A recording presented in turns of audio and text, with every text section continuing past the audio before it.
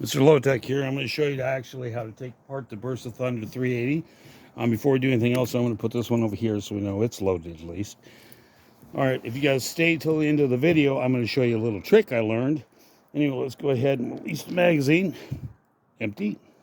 I'll pull it back and lock it. Breech is clear. Looks good. Okay, see this little lever right here?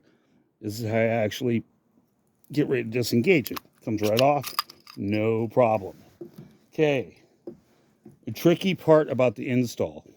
First of all, you want to put the small part towards the actual chamber, but it's very important. You see this right here?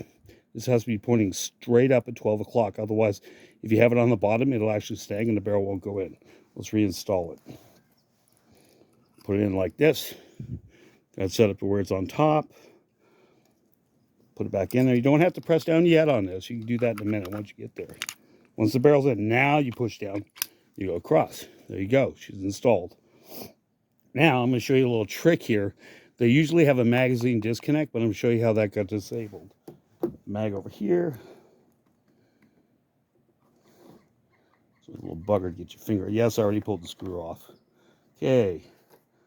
This is the little spring. See it right there? That little spring, that's the bugger that gets you every time. I'm going to toss it anyway. But it goes right here. You just pull it out with a pick. Now, watch. No magazine. Magazine's over here. See the magazine? Okay, now watch. Oh my God, it worked. Isn't that amazing? Double action all day long. Single action all day long. Anyway, I hope you guys have a good evening. I'll talk to you later. Bye.